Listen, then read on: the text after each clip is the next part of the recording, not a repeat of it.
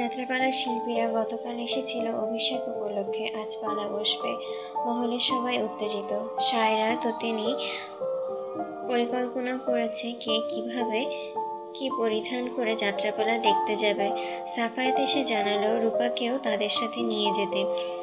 সেইবার যাত্রাপালাটির পর আর কোনো যাত্রাপালা যায়নি অপরূপা।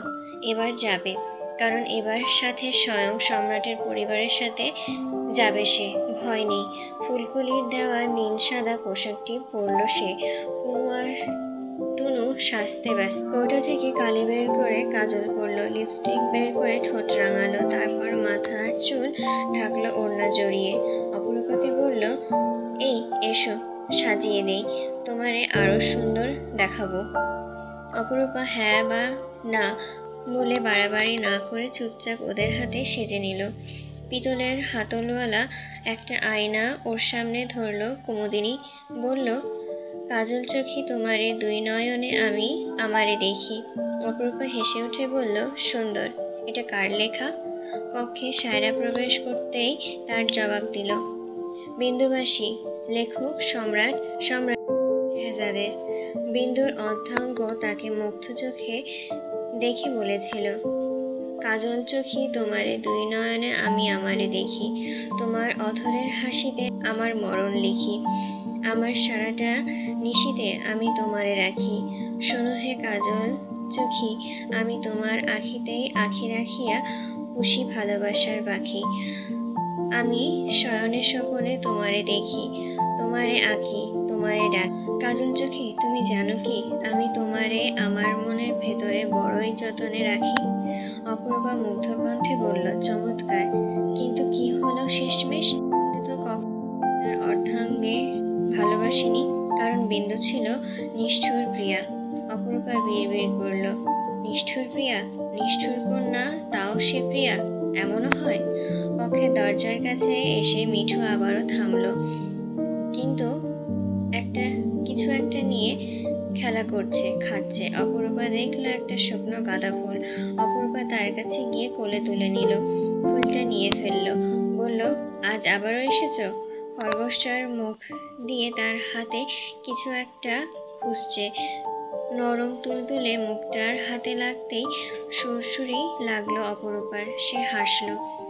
তোর মধ্যে শেহজাদ মিঠি মিঠি ডেকে ডেকে পায়ে হেঁটে এগিয়ে আসে। বিদ্যুৎ চলে যায় তখনই। শেহজাদ লাইটার জ্বালায়, এদিক ওদিক চোখ বুলিয়ে সাবধানে পা ফেলে হাঁটে। অপরূপা মিঠিকে কোলে নিয়ে তার দিকে এগিয়ে যায়। কোমল স্বরে বলে, মিঠু এখানে। শেহজাদ ঘাড় ঘুরিয়ে অপরূপাকে দেখে আগুনের লেলিহান শিখায় আবছা আলোয়। অপরূপা হাসি মুখে বলে, ও খেলছিল এখানে। আপনার কয়টা খরগোশ? অনেক। ও মিঠু নয়, মিঠি, মিঠুর বান্ধবী। বন্ধুকে রেখে ও বাইরে বাইরে কি করছে? বন্ধুর সাথে রাগ করেছে হয়তো। অপরূপা হেসে ফেলল। ওদের আবার রাগ আছে নাকি? আছে। অপরূপার কোল থেকে মিঠিকে নিয়ে ফেলল শেহজাদ। চট করে লাইটার বন্ধ হয়ে যেতেই অপরূপা কেঁপে উঠল। শেহজাদ আবারও লাইটার জ্বালিয়ে অপরূপার চুপসে যাওয়া মুখখানা আর মোটা কাজলের আলপনা আঁকা চোখ দুটো দেখে হেসে উঠে বিড়বিড় করল, আমার বিন্দুবাসিনী, কাছে তবুও শত দূরে তুমি, দূরবাসিনী। সবাই রাজকীয় পোশাক। তাদের দেখলে বোঝা যায় তারা মহলের কন্যা। মাথায় জমকালো ঝাড়ল বাঁধাই করা, চোখের পর থেকে ঝাড়ল দিয়ে মুখ ঢাকা। রূপার দিকে সাদা গোলাপি রঙের একটা পোশাক বাড়িয়ে দিল ততিনী। এটা পরে নাও, সম্রাটের আদেশ। অপরূপা পোশাকটি হাতে নিল, বলল, কিন্তু আমি তো প্রস্তুত। সায়রা হেসে বলল, ভাইজান এইমাত্র এসে বলল তোমাকে একটা নতুন পোশাক দিতে, আর আমাদের মতন করে প্রস্তুত হয়ে নাও। মহলের কন্যা বেশে যাবে, ওইখানে প্রশ্নের সম্মুখীন হতে পারো। কিন্তু? কোনো কিন্তু নয় রূপা, তাড়াতাড়ি যাও। অপরূপা ভেবেছে আজ পালা দেখতে যাবে না, কিন্তু তাকে যেতে হচ্ছে। তার উপর এসব পোশাক পরতে ইচ্ছে করছে না তার। অপরূপা পোশাক পরে নিল, তো তিনি এসে তাকে মাথায় হেজাব পরিয়ে ঝাড়ল পরিয়ে দিল। শুধু দুটো চোখ দৃশ্যমান। দর্পণের সামনে দাঁড়িয়ে নতুন এক রূপাকে আবিষ্কার করলো অপরূপা। তাকে রাজকন্যাদের মতন দেখাচ্ছে। শিভান এসে ডাকলো, সুন্দর বউ। অপরূপাকে চিনতে বেগ পেতে হলো তাকে। সুন্দর বউ কোনটা? অপরূপা হাত বাড়িয়ে ডাকলো, এই তো আমি, বলো কি বলবে। শিভান এগিয়ে এসে তার হাত ধরলো খপ করে, টেনে নিয়ে যেতে যেতে বলল, ভাইজান কখন থেকে ডাকছে, চলো। রূপাকে নিয়ে বের হয়ে গেল সে। শেহজাদ তার দলবল গাড়ি আর ঘোড়ার আশেপাশে দাঁড়িয়ে আছে। শিভানুর হাত ছেড়ে আবারও মহলের ভেতরে চলে গেল। প্রাঙ্গণ তেমন আলোকিত নয়, তাই শেহজাদ অপরূপাকে ততিনী ভেবে বলল, ওদের ডেকেছ? অপরূপা কোনো উত্তর দিল না, এক কোণে দাঁড়িয়ে থাকলো। শেহজাদ তার বলা শেষে অপরূপার দিকে ভালো করে না তাকিয়ে গাড়ি দেখিয়ে দিয়ে বলল, বাকিরা কোথায়? গাড়িতে উঠে বসো। সাফায়েত সবাইকে ডাক দাও। সাফায়েত সবাইকে ডাকার জন্য ভেতরে চলে গেল। শেহজাদ ঘোড়ার পানি খাওয়ার বালতিটা অপরূপার সামনে রেখে বলল, একটু পানি নিয়ে এসো দ্রুত। অপরূপা নড়াচড়া করলো না। শেহজাদ বলল, দ্রুত যাও। অপরূপা পানি আনার জন্য কূপের দিকে চলে গেল। পানি এনে দিল। শেহজাদ তার স্পর্শে নিতে মত্ত। মহলের ভেতর থেকে সবাই চলে এলো। তো তিনি ডেকে বলল, রূপা তুমি এখানে? শেহজাদ সাথে সাথে ঘাড় ঘুরিয়ে তাকালো। একদম চোখ বরাবর তাকাতেই নিজের বিব্রতকর পরিস্থিতিতে পড়ে গেল। অপরূপা মুচকি হাসলো, যদিও তা শেহজাদে টের পেল না। শেহজাদ গলা খাকারি দিয়ে বলল, তোমরা গাড়িতে উঠে বসো। নিজেদের মধ্যে কথা বলতে বলতে খিলখিলিয়ে হাসতে হাসতে দুটো ঘোড়ার গাড়িতে উঠে বসলো। রূপা পুরোটা পথ জুড়ে মুগ্ধ নয়নে রূপনগরের রূপের ঝলকানি দেখলো। নদীর পাশ দিয়ে জঙ্গলের সড়ক ধরে বড় সড়কে উঠতেই দৃশ্যমান হলো দূর পাহাড়, ধুধু করা বিল, বিশাল প্রান্তরের পাশে প্রকাণ্ড একটা বটগাছ, আরো দূরে জনবল পেরিয়ে সীমানা পেরিয়ে অবস্থিত সবচাইতে বড় মসজিদ, উলিয়া মাজার, আল্লাহ আল্লাহ জিকির তা থাকে সর্বক্ষণ। যদি মহলের কাছাকাছি হতো, রূপা একদিন ঠিকই যেত সেখানে।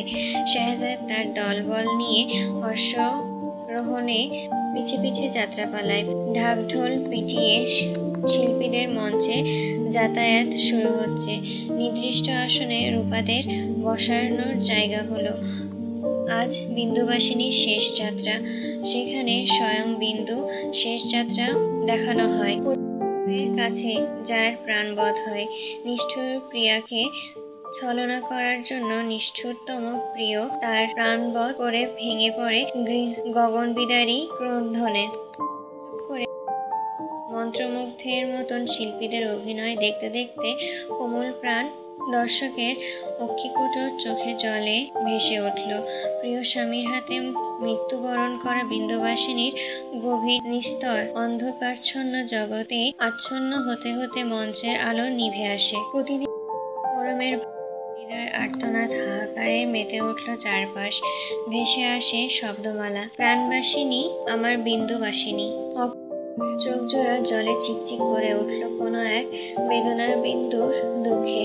দুঃখটা রহমানের জন্য নয়, নিজের জন্য। নিজেকে সে চিনতে পারছে না, এই অপরূপাকে সে নিজেই চেনে না।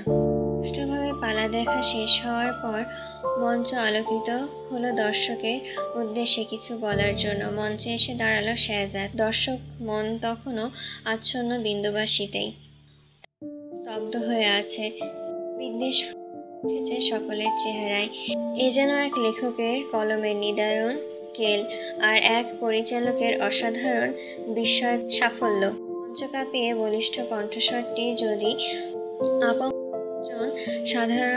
সাধারণের উদ্দেশ্যে কয়েকটা কৃতজ্ঞ সূচক বাক্য বলা শুরু করলো, ঠিক তখনই কোথাও বজ্রপাত হলো যেন। গোলাগুলির বিকট শব্দে ভয়ে শঙ্কিত প্রাণ নিয়ে ছুটছে মানুষ। গোলাগুলি ছুটছে শেহজাদের লোকবল। ডাকাতদের লক্ষ্য ছিল মঞ্চে দাঁড়ানো শেহজাদ, কিন্তু ভুলক্রমে লক্ষ্যবিন্দু হয়েছে।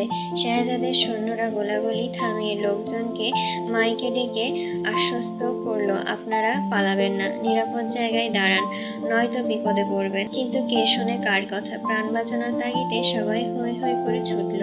তো তিনি সবাইকে নিয়ে নিরাপদ স্থানে সরে গেল। শেহজাদ তাদের কাছে ছুটে গিয়ে বলল, আমি আসা পর্যন্ত কেউ সরবে না এখান থেকে। রূপা তুমিও না। অপরূপা ভয়ে জড়সড় হয়ে আছে। কি ঘটছে এসব? শাহজাদ লম্বা লম্বা পা ফেলে চলে গেল। দেশ বিদেশ থেকে আগত অতিথিরা, শিল্পীরা বেশ অসন্তুষ্ট প্রকাশ করে বলল, গতবারও এমন হয়েছে, এভাবে চলতে থাকলে এখানে আর আসা সম্ভব না। মাফ করবেন আপনার, নগর দিন দিন কেমন উচ্ছিষ্ট হচ্ছে সম্রাট। শাহজাদের চোখ মুখ ক্রোধে অনলে লাল হয়ে উঠল। রক্তলাল চোখ আর শক্ত চোয়াল, কপালের পাশ বেয়ে অজস্র গড়িয়ে পড়া ঘাম মুছে ধপাস করে এসে বসে পড়ল কেদারায়। হাতে বন্দুকটি ছুঁড়ে ফেলে ক্রোধিত গলায় বলে উঠল, এত এত সুরক্ষা ব্যবস্থা থাকা সত্ত্বেও কি করে ডাকাত দল নগরে প্রবেশ করলো? সৈন্যরা চুপ করে থাকলো। সাফাত বলল, আয়শা কাঁদছে, বাকিরা আতঙ্কিত হয়ে আছে। আমার মনে হয় আমাদের মহলে ফেরা উচিত, তারপরে প্রতিরোধ ব্যবস্থা সম্পর্কে আলোচনা করতে বসা উচিত। শাহজাদ উঠে দাঁড়ালো, বলল, সবাই গমনের জন্য। সায়রাদের কাছে আসতেই সায়রা উৎকণ্ঠিত গলায় বলল, ভাইজান, ওরা কেন তোমার দিকে গুলি তাক করলো? তার চোখে জল। শাহজাদ তার মাথায় হাত বুলিয়ে দিল, কান্না নয়, মহলে গিয়ে আম্মাকে এসব বলবে না। মনোবল আনো নিজেদের মধ্যে, দুর্বলদের পিঁপড়াও লাথি মারে। সায়রা কান্না চেপে রাখলো। অপরূপার চোখে মুখে প্রাণ নেই, ভাষা নেই। এমন গোলাগুলির মতন বিভৎস ঘটনা সে আর দেখেনি। সে স্তব্ধ হয়ে আছে। শাহজাদ তার চাহনি দেখে কিছু বলল না। কিছু পর এসে বলল, সবাই গাড়িতে উঠে বসো, আমরা রওনা দেব। গাড়িতে উঠে বসলো। শাহজাদ তাদের পাশাপাশি ঘোড়ায় উঠল। গাড়িতে বসার সকলেই আতঙ্কিত। আকস্মিক ঘটনার বিহ্বলিত, কারোর মুখে কোনো কথা নেই। নীরবতা কেটে গেল অর্ধেকটা পথে। শাহজাদের চিন্তিত বদন দেখে অপরূপা খারাপ লাগলো। ভালো মানুষের পেছনে লাগা মানুষের অভাব হয় না। এই একটা মানুষের উপর পুরো একটা নগরের মানুষের জীবনের নিরাপত্তা নির্ভর করে। যে মানুষটা নগরের প্রত্যেকটা মানুষের জন্য উসিলা স্বরূপ, মানুষের প্রাণ কেড়ে নেওয়া কেন এত শখ সে বুঝে পেল না। কিন্তু তাদের আর শেষ রক্ষা হলো না। নদী ও জঙ্গলের পাশ দিয়ে বয়ে যাওয়া সড়ক পথে পুনরায় ডাকাত আক্রমণ হলো। কালো পোশাকে ঢাকা ডাকাত সৈন্যগুলো অশ্ববাহী তীব্র হুঙ্কার ছেড়ে থামলো তাদের সামনে। সবার মুখ ঢাকা, জল জল করছে চোখ জোড়া। সাফায়েত বোনদের আশ্বাস দিল, তাদের কিছু হবে না। শাহজাদকে অতি শান্ত দেখালো। ঘোড়ার পিঠে বসেই রইল সে। সাফায়েত বিড়বিড়িয়ে ডাকলো, ভাইজান। শাহজাদ বলল, পেছনে আমাদের বাহিনী আছে, আপাতত শান্ত থাকো। ওইদিকে সোহিনী কেঁদে উঠল ভয়ে। সায়রা ডাকলো, ভাইজান, আপনি এগোবেন না, ওরা আমাদের কিছু করতে পারবে না। কতবার বারণ করেছি না কাদার জন্য। সায়রা কান্না গিলে নিল। অপরূপা পূর্ণ দৃষ্টিতে দম না ফেলে তাকিয়ে রইল ডাকাতগুলোর দিকে। জীবনের সমস্ত বাজে অভিজ্ঞতা যেন আজই হয়ে যাচ্ছে। তাদের গাড়ির পেছনে পেছনে আরো কয়েকটা ঘোড়া টগবগিয়ে এসে থামলো। মুহূর্তে শুরু হলো তীব্র ছোটাছুটি। তবে বেশিক্ষণ না হতেই তীর ছোড়াছুড়ি বন্ধ হতেই শাহজাদ বজ্র গম্ভীর স্বরে বলে উঠল, কি চাও তোমরা?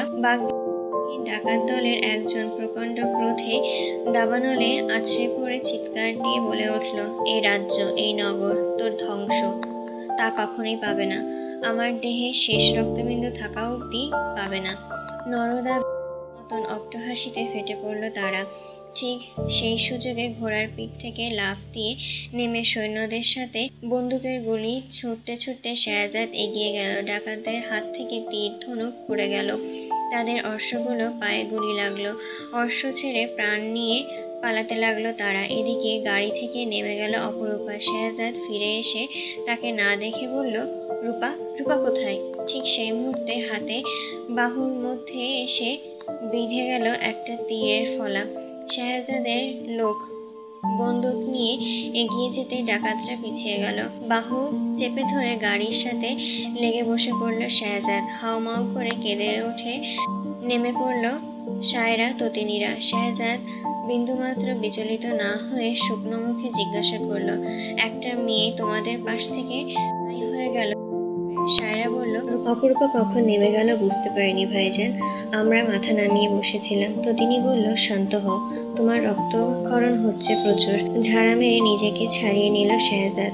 রূপা আমার তত্ত্বাবধানে ছিল, ওর কিছু হলে আমি নিজেকে ক্ষমা করতে পারবো না। কোথায়ও ধিক্কার তোমাদের। ততিনীরা সবাই মাথা নামিয়ে ফেলল। দৌড়াতে দৌড়াতে পায়ের চটি খুলে পড়ে গেল রূপা। পায়ের তলার কাটা বিঁধে গেল, রক্তে মাখামাখি হলো পা জোড়া। বন্দুক আর তীর হাতে নদীর ঘাটের উদ্দেশ্যে ছুটে যাওয়া ডাকাত সৈন্যদের সামনে গিয়ে পথ আটকে দাঁড়ালো সে। ডাকাত সৈন্যগুলো ভয়ঙ্কর দৃষ্টি দিয়ে আপদমস্তক দেখে নিল অপরূপাকে। অপরূপার মুখ তখনও ঝাড়ল দিয়ে ঢাকা। তার দৃষ্টি লোভাতুর দৃষ্টি নিক্ষেপ করে এগোতে থাকা সৈন্যগুলোর পা জোড়া থেমে গেল জলগম্ভীর এক ভয়ঙ্কর এক আদেশে। পা পিছিয়ে নিয়ে গেল। বিপরীত দিকে মেয়েটি এগিয়ে এলো তাদের দিকে। এগিয়ে আসতে আসতে নিজের ঝাড়ল তুলে দিয়ে মুখটা অনাবৃত করে টেনে ধরলো কালো পোশাকে আবৃত ডাকাত সর্দারের কাঁধের পোশাক। অন্য হাতে মুখের মুখোশ সরিয়ে দেওয়া মাত্রই বহুদিন পর সুপরিচিত মানুষটার এমন ভিন্ন রূপ দেখে ভেঙে পড়ে আশাহত হয়ে হু হু করে কেঁদে উঠে বলল, যাকে মন দিয়েছিলাম তার কণ্ঠস্বর চিনতে তাহলে ভুল হয়নি। প্রতারক, বিশ্বাসঘাতক, ভালোবাসা আজ এখানেই কবর দিলাম।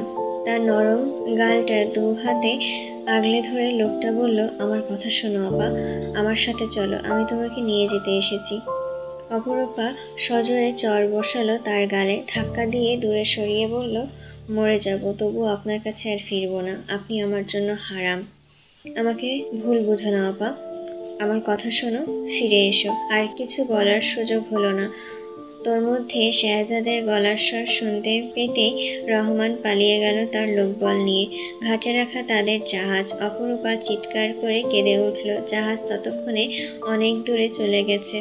শেহজাদ দূর থেকে অপরূপাকে দেখে থমকে দাঁড়ালো, তারপর এগিয়ে এলো। তার উপস্থিতি টের পেয়ে অপরূপা কান্না থামিয়ে দিল, চেহারা স্বাভাবিক রাখার চেষ্টা করলো।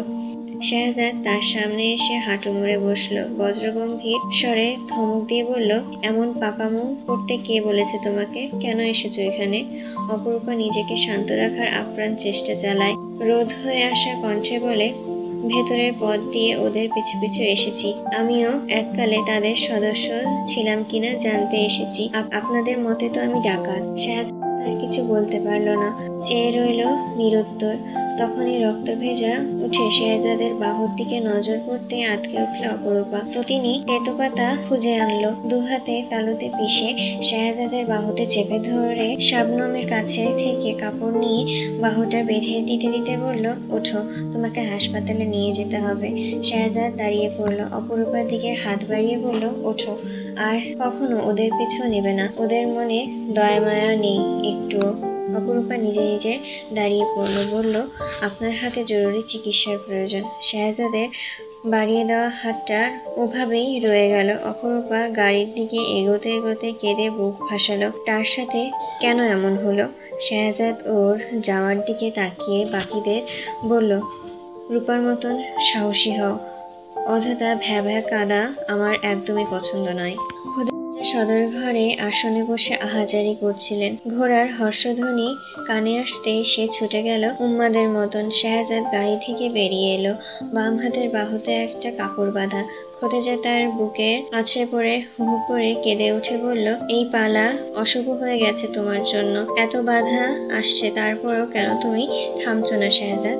শেহজাদ কণ্ঠস্বর নমনীয়তা এনে বলল, শান্ত হন আম্মা, তেমন কিছু হয়নি। গাড়ি থেকে সায়রা, ততিনীরা সবাই নেমে এলো। সবার পেছনে অপরূপা দাঁড়িয়ে আছে। সায়রাদের চোখে মুখে এখনো আতঙ্ক বিরাজ করছে। সচক্ষে ডাকাত দেখলো তারা। গলা শুকিয়ে কাঠ হয়ে আছে, মুখে কথা নেই কারোর। ছেলে মেয়েদের দেখে শাহানার যেন প্রাণ ফিরে এলো। শিভান পালা দেখতে দেখতে ঘুমিয়ে পড়েছিল সোহিনীর কাঁধে মাথা রেখে। তার ঘুম ভার, সে ডাকাত দেখতে পায়নি। যখন জেগে উঠেছে তখন ডাকাতরা পালিয়েছে। শুধু শেহজাদ ভাইকে রক্তাক্ত অবস্থায় দেখে শিউরে উঠেছিল। তার চোখ মুখে ক্রাশ। হামিদা বুকের সাথে জড়িয়ে ধরে কত প্রশ্ন করলো, সে একটাও জবাব দিল না। জীবনেও আর যাত্রা দেখতে যাবে না সে। শাহজাহান সাহেব এসে বলল, সবাই ঠিক আছে? কারোর কোনো ক্ষতি হয়নি তো? সায়রা কান্না বিজড়িত গলায় বলল, ভাইজানের হাতে তীর লেগেছে। খোদেজা শাহজাদের হাতের বাহুর দিকে তাকিয়ে বলল, হে খোদা, কতখানি রক্ত ঝরছে। তোমার কি একটুও ব্যথা অনুভব হচ্ছে না পুত্র? শাহজাদ অগ্নিকণ্ঠে বলল, হচ্ছে। এত কঠোরভাবে সুরক্ষা ব্যবস্থা থাকার পরও কি করে নগরে ডাকাতের প্রবেশ হলো? আমার মাথা ব্যথা সেখানে। কি করে ঘাটে জাহাজ এসে থামলো?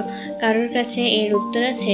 তার গর্জন শুনে দুইজন শক্তিশালী লোক সামনে এসে দাঁড়ালো। তাদের দৈত্যের মতন শরীর, পুরুষ্ট দেহ, এক একটি হাতের থাবা বিশাল, চোখগুলো রক্তাভ যেন।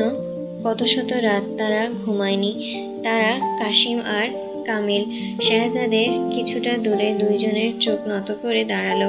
কাশিম বলল, সাহেব, সীমানায় যারা পাহারারত ছিল তাদের সবাইকে জঙ্গলে অচেতন অবস্থায় পাওয়া গেছে।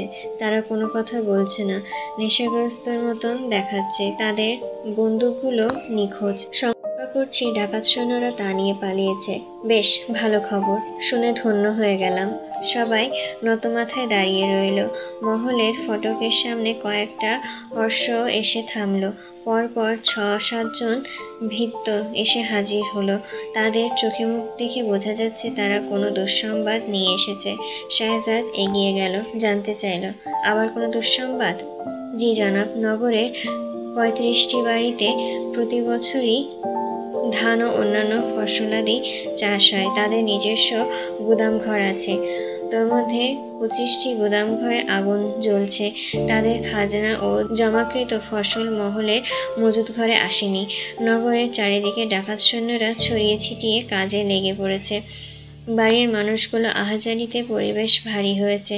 আমাদের অপারগতার জন্য আমরা অনুতপ্ত, আমাদের ক্ষমা করুন। শাহজাদ বাকহারা হয়ে পড়ল। তার নিস্তব্ধতা সবাইকে আরো বেশি শঙ্কিত করে তুলল। খোদেজা কপাল চাপড়ে বিলাপ করে, হায় খোদা, এ কেমন ধ্বংসলীলা শুরু হলো এই সোনার নগরে। এবার তো খাদ্য সংকট শুরু হবে। শাহজাদ ডাকলো, সায়রা, সায়রা দ্রুতপদে এগিয়ে আসে। জি ভাইজান, সবাইকে নিয়ে ভেতরে যাও। জি। সোহিনী, ততিনী, শাবনম আর আয়েশা পিছু পিছু অপরূপার যাওয়ার সময় খোদেজা থামিয়ে দিল। শাহজাদ মায়ের দিকে তাকিয়ে ফের অপরূপার দিকে তাকালো। তোমার পা খালি কেন? পায়ে কি হয়েছে? পায়ে রক্ত কেন?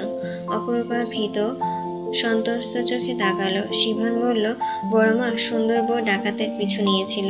খোদেজা কিছু বলতে যাচ্ছিল। শাহজাদ তাড়া দিয়ে বলল, আম্মা, কথা বাড়াবেন না। রূপা, ভেতরে যাও। সায়রা খোদেজাকে নিয়ে চলে গেলেন। অপরূপা তাদের পেছন পেছন অন্দরমহলে চলে গেল। তার হেঁটে যাওয়া ধরন দেখে শাহজাদের কপালে ভাঁজ পড়ল। কি হলো অপরূপার? অপরূপার কক্ষে প্রবেশ করা মাত্রই দরজা বন্ধ করে দরজার সাথে পিঠ লাগিয়ে বসে হাঁটুতে মুখ গুজে ভেঙে পড়ল। এতটা নিষ্ঠুরভাবে কখনো তাকে কেউ ভাঙতে পারেনি, টলাতে পারেনি। বুকের ভেতরটা এতটা দহন কখনো হয়নি। এভাবে কেউ তাকে ঠকায়নি, বিশ্বাস ভাঙেনি। কেন এমন করলো সে? কিসের এত শত্রুতা তার রূপনগরের সম্রাটের সাথে?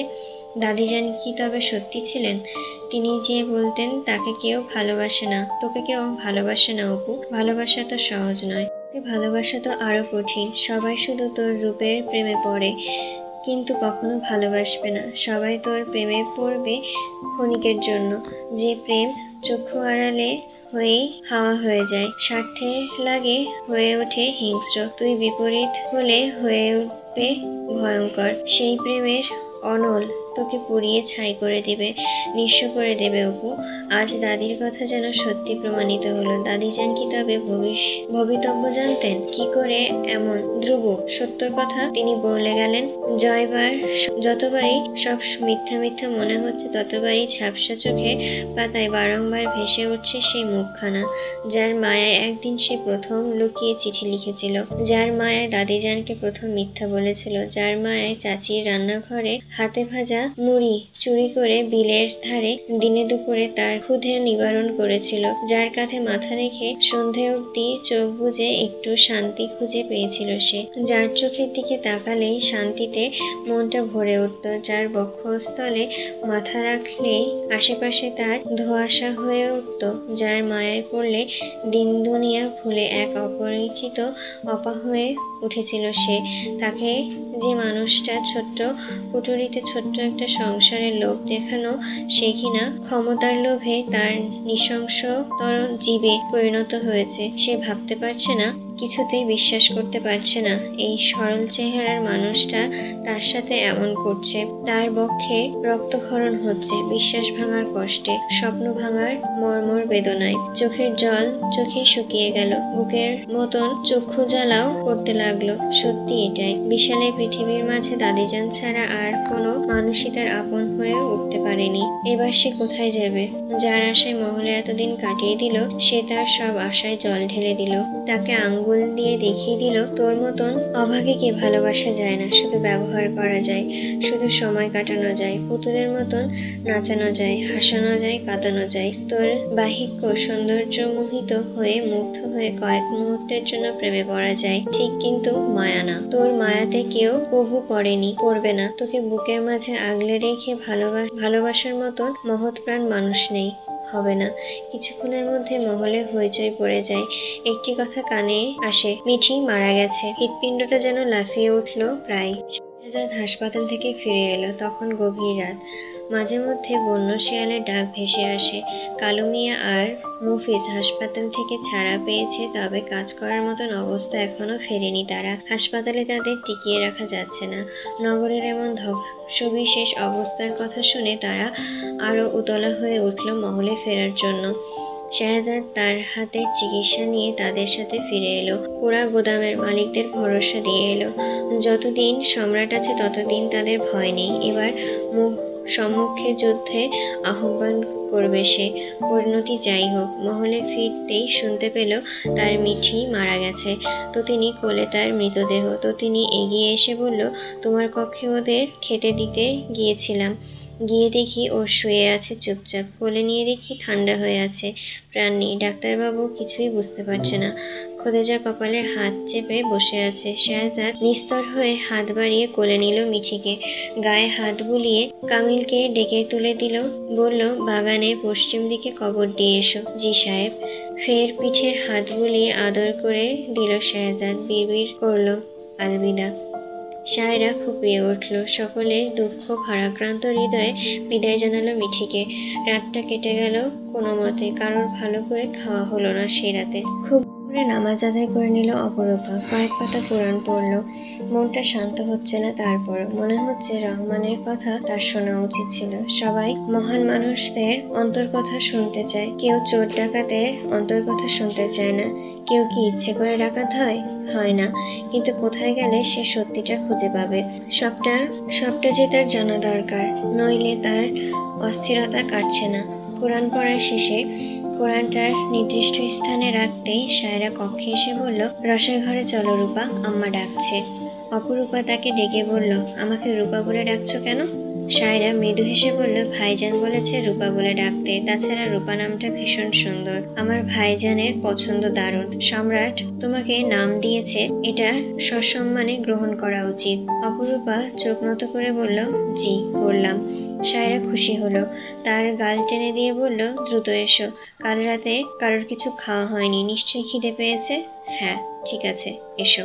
অপরূপা জায়নামাজ ভাঁজ করে ঘরটা গুছিয়ে রাখলো, তারপর বেরিয়ে গেল। রসের ঘরে পা রাখতে সবাই তার দিকে ঘাড় ঘুরিয়ে তাকালো। সাদা ওড়না দিয়ে ঢাকা তার মস্তক, ফুল হাতা কামিজ আর কালো সালোয়ার পরা। খোদেজা তার মুখের দিকে তাকিয়ে আর গলায় কথা বলতে পারে না। মেয়েটাকে দেখলে বুকের ভেতর কাঁপুনি ধরে। কেমন রহস্যে আবৃত এক শান্তময়ী সে। মাঝে মাঝে শৃঙ্খল ভেঙে দু একটা কথা মুখের উপর বলে ফেলে। আজকাল সেটাও তেমন লক্ষ্য করা যাচ্ছে না। খোদেজা ডাক দিল, ফুলকলি।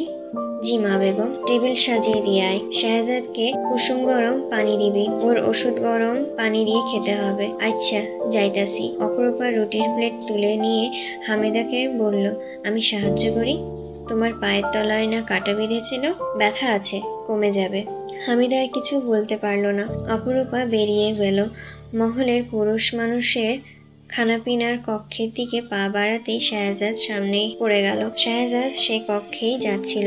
অপরূপা থেমে গেল শাহজাদের যাওয়ার জন্য। এদিকে শাহজাদ দাঁড়িয়ে গেল অপরূপার আগে যাওয়ার জন্য। অপরূপা তার নড়াচড়া না দেখে পেছন ফিরে তাকালো, বলল, আপনার হাতের অবস্থা কেমন? শাহজাদ গুরুগম্ভীর ভঙ্গিতে বলল, খুব খারাপ। অপরূপা আহত চোখে হাতের বাহুর দিকে তাকালো, বলল, মনে হচ্ছে না খুব খারাপ? শাহজাদ হাসলো, তারপর এগিয়ে গেল। অপরূপাও কিঞ্চিৎ হেসে পা বাড়ালো তার পিছু পিছু। শাহজাদ চেয়ার টেনে বসলো। অপরূপা টেবিলের উপরে তার হাতের থালাটা রাখতেই শাহজাহান সাহেব হেসে বললেন, অপরূপা শোনো। পরক্ষণে শাহজাদের দিকে তাকিয়ে হেসে বলে উঠল, দুঃখিত, শুধুই রূপা। তোমার না হওয়া বরের নাম তো রহমান নয়, সামাদ। ব্যবসায়ীরা তাকে সামাদ নামে চেনে। পলাশপুরে আবার সে মুরাদ নামে পরিচিত। এত রূপ তার। তুমি কি এসব বিষয়ে জানো? অপরূপা দুই পাশে মাথা নাড়ালো, বলল, তার বিষয়ে আর ঘাটাঘাটি না করার অনুরোধ। আমি মহল থেকে চলে যাব। তার হলে আমি যেখানে থাকি সেখানেই ফিরবে। শাহজাদ শর্ত জুড়ে দিয়ে বলল, চলে যাবে বললেই তো হয়ে গেল না? বলে ফেরার পরেই মনে হলো সাবধানতার অবলম্বন করে কথা বলা সম্রাট এবার ভুল করে বসলেন। বাবা চাচার দৃষ্টি দেখে সহজাত উদার্থবোধ দেখিয়ে বলল, একটা একা মেয়ে মানুষ কোথায় যাবে? অপরূপা তাতে জল ঢেলে বলল, আমাকে নিয়ে এতটা চিন্তিত হবেন না দয়া করে। ফুলকলি মতিবানও বাকিগুলো নিয়ে এসে টেবিলে সাজিয়ে দিতে দিতে অপরূপাকে বেড়ে দিতে বলে চলে গেল। সাফায়েত আর ডাক্তার সাহেবও এসে যোগ দিলেন টেবিলে। ডাক্তার সাহেব অপরূপাকে দেখে মিষ্টি হেসে বলল, সুপ্রভাত রূপা। অপরূপা মিষ্টি হেসে বলল, সুপ্রভাত। শাহজাদ হাসি মুখে বলল, আপনাকে বললাম আর কটা দিন থাকেন। ফজল সাহেব বললেন, না, রূপা এখন সুস্থ। আমার আর থাকা হচ্ছে না। আমার স্ত্রী চিঠি এসেছে, ফিরতে হবে। তবে তার খুব ইচ্ছে ছিল একদিন সুলতান মহলে আসবে। শাহজাদ প্রসন্ন কণ্ঠে বললেন, অবশ্যই। এর পরের বার বউকে নিয়ে আসবেন। কবে আসবেন বলুন? যত দ্রুত সম্ভব তাকে নিয়ে আসবো। ততদিন কি রূপা মহলে থাকবে? শাহজাদ অপরূপার দিকে তাকালো, কৌতূহল দেখিয়ে বলল, রূপা কেন? ফজল সাহেব হেসে বলল, কারণ রূপা একজন চমৎকার মেয়ে। প্রথম দেখায় ওকে খুব জেদি মনে হচ্ছিল, কিন্তু এখন দেখছি সে খুব মিষ্টি একটা মেয়ে। আমার স্ত্রী ওকে পেয়ে আরও খুশি হয়ে যাবে। তাছাড়া মহলে আরও মিষ্টি মেয়ে আছে। শাহজাহান সাহেব বলে উঠলেন, কেন থাকবেন না? অবশ্যই থাকবে। আপনি শীঘ্রই চলে আসুন আপনার স্ত্রীকে নিয়ে। খুব বেশি দেরি করবেন না। ফজল সাহেব বললেন, চেষ্টা করব। শাহজাদ খেয়ে পানির গ্লাসটা টানতেই অপরূপা গরম পানির গ্লাসটা এগিয়ে দিল, বলল, মা বেগম আপনাকে গরম পানি দিতে বলেছেন, কিন্তু গরম পানি খেতে আমার ভালো লাগে না। ভালো না লাগলেও খেতে হবে, এটা ওনার আদেশ। শাহজাদ গরম পানি সরিয়ে দিয়ে বলল, খাবো না, এটা আমার আদেশ। অপরূপা দ্বিধাগ্রস্ত মতো চেয়ে রইল। তারপর খালি গ্লাসে খানিকটা গরম পানি আর উপরে খানিকটা ঠান্ডা পানি ঢেলে শাহজাদের দিকে বাড়িয়ে দিয়ে বলল, আমাকে দুইজনের আদেশই পালন করতে হবে। সাফায়েত টেবিল চাপড়ে হেসে উঠে বলল, দারুণ কাজ করেছো রূপা। শিভান এসে চেয়ার টেনে বসলো, হেসে বলল, সুন্দর বউ, তোমাকে আজ সত্যি বউ বউ লাগছে। শাহজাদ মহাবিরক্ত হয়ে পানি খেতে খেতে বলল, বউটা কার? সম্রাটের। সবাই থতমত খেলো। শাহজাদ পানিটুকু ভেতরে গিলতে পারল না, মুখে নিয়ে বসে থাকলো। শিবান খিলখিল করে হেসে নিজের বুকে আঙ্গুল ঠেকিয়ে বলল, ছোট সম্রাটে। ছোট সম্রাটকে বলো তো? সাফায়েত তার পিঠে চাপড় দিয়ে বলল, শিবান সাহেব। তার মানে রূপা শিবান সাহেবের বউ? হ্যাঁ, সুন্দর বউ। শাহজাদ বলল, কিন্তু তোমার সুন্দর বউ তো চলে যাবে তখন? শিবান কপালে ভাঁজ ফেলে বলল, রুটি ছিঁড়ার সময় জোরে বলে উঠল, রশি দিয়ে ওই ভূতের ঘরে বেঁধে রাখবো। সবাই হেসে উঠল একসাথে। ততক্ষণে রূপার মনে পড়ল ওই কক্ষ দুটোর কথা। ওই ঘরের রহস্য সমাধান পরপরই সে মহল ছেড়ে চলে যাবে। তার কাছে পয়সা আছে। গুদাম ঘর পুড়ে যাওয়ায় লোকগুলোকে 15 দিনের খাবার দেওয়া হয়েছে। 25টা বাড়ি থেকে 25 জন এসেছে। সম্রাট তাদের মাঝে চাল ডাল আর শস্যাদি বিতরণ শেষ করে কক্ষে ফিরে হাম্মামখানায় গোসল সারতে চলে গেছে। ফিরে এসে দেখলো মা বসে আছে তার ঘরে। সে মাথার জল মুছে নিতে নিতে বলল, কিছু বলবেন আম্মা? হ্যাঁ, তোমাদের নিকার কথা ভাবছি আমি। নিকা হয়ে গেলে অনেক বালা মুসিবত আপনা আপনি কেটে যাবে। এই মহলে অবিবাহিত ভাবি বেগম নিয়ে একসাথে উঠা বসা আরো পাপ হচ্ছে। মফিজ সুস্থ হয়েছে, আগে ফুলকলির নিকাটা সম্পূর্ণ হোক, তারপর। খোদেজা খানিকটা সন্দেহের চোখে তাকিয়ে ছেলের মুখের পানি। এইবার ইন্দিরাপুরের যাত্রা থেকে ফিরে একটা মেয়ের কথা বলেছিল সে খোদেজাকে। বলেছিল, আম্মা, দূর দেশে হতে আপনার জন্য একটা বন্ধু নিয়ে আসলে কেমন হয়? সে একদম আপনার মনের মতন হবে। খোদেজা বিস্ময় নিয়ে জিজ্ঞাসা করলেন, দূর দেশ? কত দূর? কে সে? কতদিন ধরে চেনো? দাদাজান বলতেন, আমি মানুষ চিনে ফেলি সহজে। সেই তো নিশ্চিন্তে থাকুন, সে ভুল মানুষ হবে না। তার খোঁজ নিয়ে দেখেছি সে সেখানকার জমিদারের নাতনি, দাদাজানের আদরের পুতুল। আমি চাইলেই আমাকে দিয়ে দেবে। আমি রূপনগরের সম্রাট বলে কথা। আপনি কি বলেন? খোদেজা রুক্ষস্বরে বললেন, এতদিন জানতাম না। তোমার দাদাজান বলে গেছেন শাহজাহানের বড় কন্যার সাথে তোমার নিকা দিতে। শাহজাদ সে কথা পাত্তা দিল না, বলল, তো তিনি আমার বোনের মতন, ওকে আমি নিকা করতে পারবো না। এ অসম্ভব আম্মা। খোদেজা পুত্রের মুখে চেয়ে সেই দিন বলেছিল, ঠিক আছে, ওই মেয়েকে একদিন নিয়ে এসো। আমার দেখার পর ভেবে নিব সে রূপনগরের সম্রাটের বেগম হওয়ার যোগ্য কিনা। যোগ্য হলে তাকে নিয়ে আসবো আর আমার মহলে, আর না হলে তোমাকে ততিনীকে নিকা করতে হবে। শাহজাদ মাকে কথা দিল, কিন্তু তারপরে বার ইন্দিরাপুর থেকে এসে সে সেই মেয়ের কথা তুলতেই চাইল না, এড়িয়ে গেল বারংবার। খোদেজা চাইলে বিরক্ত হয়ে একসময় বলল, হারিয়ে গেছে, ততিনীকে বিয়ে করব। শান্তি আপনি আর জানতে চাইবেন না তার কথা। খোদেজা সেই দিন কষ্ট পেল, মনে মনে বিদ্বেষ পুষে রাখলো সেই মেয়ের জন্য। কত রাজকপাল তার, রূপনগরের সম্রাট তাকে এক দেখায় চেয়ে বসেছিল, আর সে কোথায় হারিয়ে গেল। আম্মা, কি ভাবছেন এত? শাহজাদের কথায় খোদেজার হুঁশ ফিরল। চমকে তাকালো, পূর্ণ দৃষ্টি মেলে দেখলো তার দিকে প্রশ্নাত্মক দৃষ্টিতে চেয়ে আছে শাহজাদ। ঘোর লাগা চোখে পুত্রের দিকে চেয়ে থাকতে থাকতে চুলগুলোতে হাত বোলায়। কত কষ্টে এই একমাত্র পুত্রের প্রাণ বাঁচিয়ে রেখেছেন খোদেজা। তার আগে 6টা সন্তান তার কোল খালি করে চলে গেছে। এজন্যই তো তাকে নিয়ে মায়ের মন বড়ই দুশ্চিন্তায় ভোগে। এই আম্মা, আপনার আজ কি হলো? আর কিছু বলতে চান? আমাকে বেরোতে হবে। খোদেজা চট করে প্রশ্ন করলো, আমার সত্যি কথা বলবে পুত্র? সেই মেয়েটা কি রূপাই? শাহজাদ মায়ের প্রশ্নে হকচকিয়ে চোখে তাকায়, স্তব্ধ হয়ে দাঁড়িয়ে থাকে চুপচাপ। তারপর সরে পড়ে চাদর টেনে নিয়ে গায়ে জড়িয়ে কক্ষে থেকে বের হয়ে যায়। তক্ষুনি রূপার তার সামনে এসে পড়ে, তার কোলে মিঠু।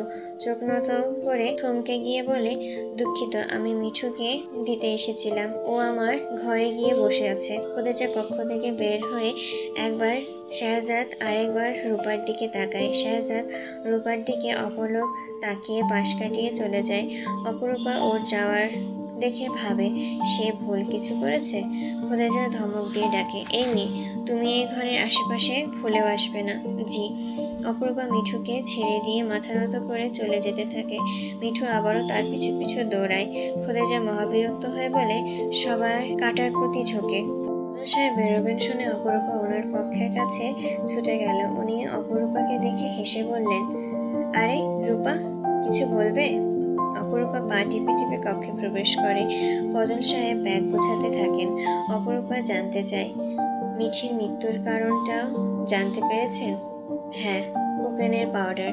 সম্রাট সাহেব সন্দেহ করেছিলেন ওনার কক্ষে হতে কোনো একটা ফুল মিঠির কাছে পৌঁছে গিয়েছিল, আর সেই ফুলটি থেকে কোকেন মিঠির পেটে গিয়েছে, যার কারণ মৃত্যু। বুঝতে পেরেছো এবার? রহমান তোমাকে কত বড় ক্ষতি করতে চেয়েছে। তোমার দাদিজানের মৃত্যুর কারণও কিন্তু সেই ভুল মানুষকে ভালোবেসেছে রূপা, আর এই পরিণতি ভয়ঙ্কর। তাছাড়া তুমি রাতে জ্বলন্ত মোমবাতি হাতে হাঁটাহাঁটি করতে ঘুমের মধ্যে, সে কারণ তোমার হাতের তালু ছ্যাঁকা লেগেছে। অপরূপা চুপ করে থাকে। তার মস্তিষ্ক ফাঁকা হয়ে যায়। গলার কাছে এসে কি যেন আটকে থাকে। রহমান কেন এসব করবে? আমাকে নেশা করিয়ে ওর কি লাভ? সেটা ওই ভালো বলতে পারবে। চলি, ভালো থেকো তুমি। আমি আবার আসবো। আর হ্যাঁ, আরেকটা কথা বলতে ভুলে গেছি, যার পাশে সম্রাট আছেন তার কোনো বিপদ আপদ আর হবে না। অপরূপা চুপ করে রইল। যদি দাদিজানের মৃত্যুর কারণ রহমান হয়ে থাকে তাহলে সে ছাড়বে না তাকে। রহমানকে এর শাস্তি পেতেই হবে, ভয়ঙ্কর শাস্তি। ডাক্তার সাহেব চলে যান সেই দিন। অপরূপার সময়গুলো কাটতে থাকে মহলে। ওই কক্ষে যাওয়ার পথ খুঁজে পায় না সে। কতবার ওই চাবি দুটো হাতে কক্ষ দুটির পথে পা বাড়িয়েছে। কেউ না কেউ চলে এসেছে। চাবি দুটো আসলে ওই কক্ষের কিনা সেটা জানতে পারলে হয়ে যাবে। গভীর রাতে ভয় করে তাই সে যায় না, কিন্তু এভাবে চলতে পারে না। এবার রহস্য উদ্ঘাটন করতে হবে ভয় কাটিয়ে। মেয়েদের অস্ত্র শেখার গুরু এসেছেন। সপ্তাহখানিক হলো। সবাই যখন অস্ত্র চালার কলাকৌশল শেখে, অপরূপা দরজার বাইরে হতে তা দেখে। সেই দিনও দেখছিল। হঠাৎ তার পাশে শাহজাহান সাহেবকে আবিষ্কার করলো রূপা। বুকে থুতু ছিটিয়ে উনি বললেন, ভয় পেয়েছ? না, তুমি সাহসী মেয়ে, ভয় পাওয়ার কথা নয়। অস্ত্র চালানো শিখবে? অপরূপা বিস্ময় নিয়ে ওনার দিকে ফিরল, বলল, অস্ত্র? আমি? হ্যাঁ। অপরূপা মৃদু হাসল, কৌতূহল দেখিয়ে বলল, আমি পারবো? চেষ্টা করলে পারো। নিজের আত্মরক্ষার জন্য শিখে রাখাটা জরুরি। কেউ যদি আহত হয় আমার হাতে, হলে হোক। না বাপু, দরকার নেই। শাহজাহান সাহেব হেসে উঠে বলল, দরকার আছে। ততিনীর মা, একটা অস্ত্র দাও তো এদিকে। ততিনী হাঁপাতে হাঁপাতে অস্ত্র নিয়ে দৌড়ে এলো। শাহজাহান সাহেবের হাতে অস্ত্র দিতেই তিনি তা অপরূপার হাতে তুলে দিলেন। বলল, বীররা মৃত্যুতেও সুখ খুঁজে পায়, আর ভিতরা হাজার বছর বেঁচে থেকেও সে সুখ পায় না। বীরের মতন বাঁচতে শেখো অপরূপা। অপরূপা চকচকে তলবারটি হাতে নিয়ে এপিঠ ওপিঠ উল্টে দেখে। বেশ ভার, কিভাবে চালাবে সে? তুলতেই তো তার হাত ব্যথা হয়ে যাচ্ছে। সায়রার সাথে দু একবার তলোয়ার চালাতে গিয়ে হাত থেকে তলোয়ার খসে পড়ে গেল কয়েকবার। তারপর চোখ মুখ খিচে বন্ধ করে বলল, না না, আমি পারবো না। শাহজাহান সাহেব তাকে দেখে হাসতে হাসতে গুরুজির উদ্দেশ্যে বলল, তাকে তলবার চালানো শেখানোটা আপনার কাজ, বাকিরা তো বেশ পারছে। গুরুজি মাথা ঝাঁকিয়ে বলল, অবশ্যই সাহেব, আমার বিশ্বাস সেও পারবে। তলোয়ার ধরার এবং চালানোর কলাকৌশল, শত্রুর পক্ষের গতিবিধি বুঝে ফেলার প্রশিক্ষণ প্রায় অল্প দিনেই রপ্ত করে ফেলল রূপা। বাকিদের সাথে তুখোড় প্রতিযোগিতা চলতে থাকে। নেশায় পরিণত হয় অস্ত্র চালানো। অদ্ভুত এক সাহস বুকের ভেতর হতে উদ্গত হয়। তেজিয়ান যোদ্ধার মতন অস্ত্র চালিয়ে পরাজিত শত্রুর ম্লান মুখ দেখার তীব্র ইচ্ছে বুকের ভেতর পোষণ করে। খোদেজা শাহজাহান সাহেবের ওপর চড়াও হয়। কেন ঘরে এমন কালসাপ পুষছেন তিনি? এই অস্ত্র একদিন যদি তাদের ওপর ওঠে। শাহজাহান সাহেব চুপ করে শোনেন। মেয়েটাকে দেখে তেমন মনে হয় না। তাছাড়া শাহজাদ শুনেও তেমন কিছু বলেনি। তার মানে তার মত আছে। মহলে নিরাপদ ব্যবস্থার কাজ চলছে। সেই সাথে নদীর ঘাটগুলোতেও কাঁটাতারের বেদ বাঁধানোর কাজ চলছে। ডাকাত প্রবেশ আর কোনো রাস্তা নেই। শাহজাদ সেই সব কাজে তদারকি করে নিয়ে ব্যস্ত ছিল। মাঝে মধ্যে মহলের ভেতরে দুপাক হাঁটাহাঁটি করে। যুবতীদের তলোয়ার চালানোর শব্দে থেমে যায় সেই কক্ষটির সামনে। এক ঝলক দেখে নিল, পুনরায় তার নিজের কাজে বেরিয়ে যায়। ফুলকুলির বিবাহ কার্যক্রম শুরু হয়েছে তোর মধ্যে। মহলের ভেতরে বিবাহ কার্য সম্পূর্ণ হবে। সকাল থেকে বাটায় মশলা পিষে যাচ্ছে অপরূপা। মশলা বাটার শেষে ততিনী এসে বলল, রূপা, মেহেদি বেটে দিতে হবে। ফুল আপার হাতে লাগাবো, সেই সাথে আমরাও। হামিদা বলল, মেয়েটা তখন থেকে কাজ করেই যাচ্ছে, মেহেদি আমি বেটে দেব নে। ততিনী বলল, তা কি করে হয় রূপা, আর একটু কষ্ট করো দয়া করে। অপরূপা কখনোই মুখের ওপর না বলতে শেখেনি, তাই বলতে পারল না। মেহেদিও বেটে দিল। খোদেজা কিছু বলল না। অপরূপা নীরবতা তাকে স্বস্তি দেয়। মুখের ওপর কথা বললে উনি সহ্য করতে পারেন না। সন্ধ্যায় যখন নামলো তখন মহলে ফিরল শাহজাদ। সারাদিনের ক্লান্ত দেহ ভর করছে।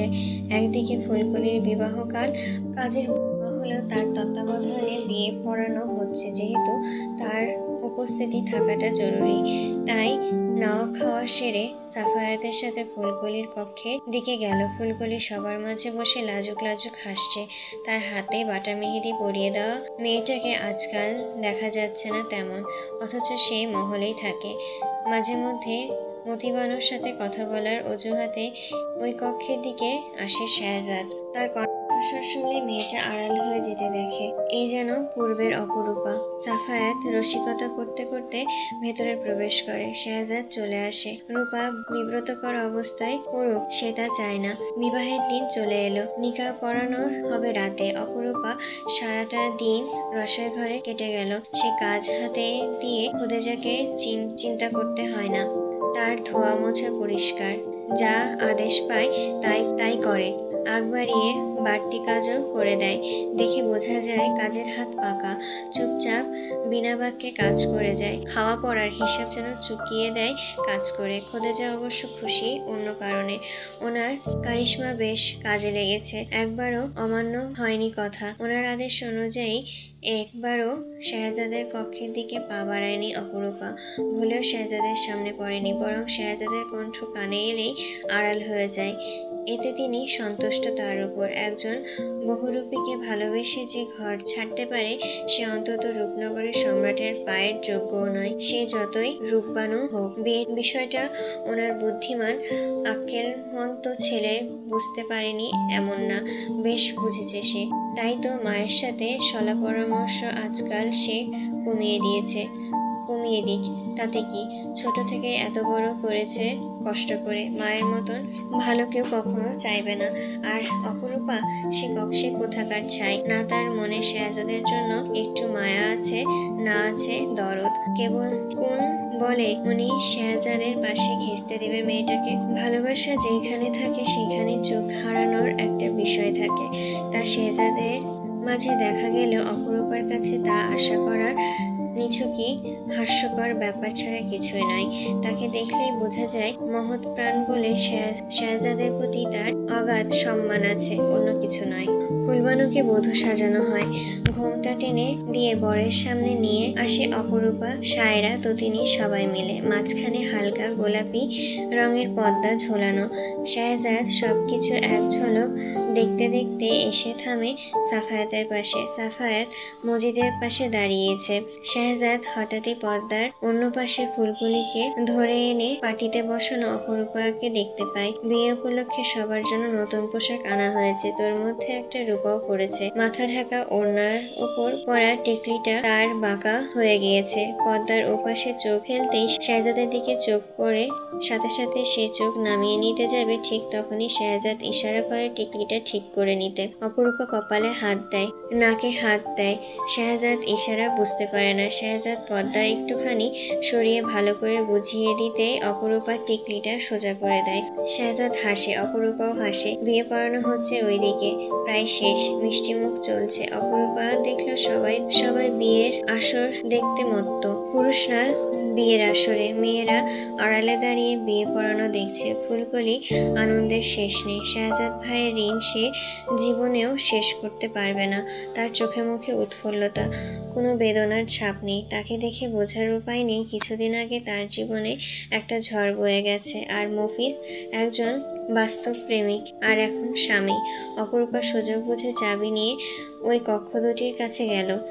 কাওয়ালি বাজনা চলছে বাইরে, তাই দরজা খোলার আওয়াজ কারোর কানে যাবে না। কিন্তু দু চোখে নজরদারিতে যে শুধুই সে তার সম্পর্কে সেই অবগত নয়। তাই সে চোখের আড়ালে হওয়া মাত্রই শেহজাদ উতলা হয়ে উঠল এবং খোঁজার উদ্দেশ্যে বেরিয়ে পড়ল। কক্ষ দুটো একদম দক্ষিণ পাশে হওয়ায় ওইদিকে কোলাহল কম। অপরূপা তলোয়ার দুটি বহু কষ্টে নামিয়ে নিল। হাত ছিলে গেলে নামানোর সময় অসম্ভব ভারী। তার উপর তালার চাবি ঘোরানোর বার কয়েক, তালায় জং ধরা, সেই সাথে চাবিতেও। তালার ভেতরে চাবি ঢুকিয়ে মোচড় দিতে গেলে হাতটা লাল হয়ে গেল অপরূপার। ঘাম ছুটে গেল সারা মুখে। হাত আর বিন্দুমাত্র শক্তি নেই। দুরু দুরু পক্ষে আল্লাহ আল্লাহ জপতে জপতে সে দরজাটি খুলে ঠিক তখনই কোনো পুরুষালী পদশব্দ শুনতে পেল অপরূপা। পুরুষটি আর কেউ নয়, স্বয়ং শেহজাদ।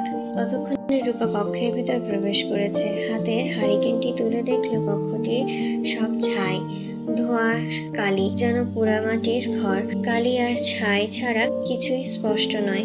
পায়ের সাথে তক্ষুনি কিছু একটা আঘাত করলো। হারিকেনের নামাতেই দেখলো একটা রূপোর ফ্রেমের ছবি। ছবিটা ময়লা, তার গায়ে পোশাক ময়লা হয়ে গিয়েছে ইতিমধ্যেই। কালি লেগে গেছে হাতে পায়ে, পোশাকেও। ছবিটা তুলে দেখলো পুড়ে গেছে অনেক। হাত দিয়ে ছবিটা মুছতে গিয়ে পেরক জাতীয় কিছু একটা তালুতে বিঁধে গেল।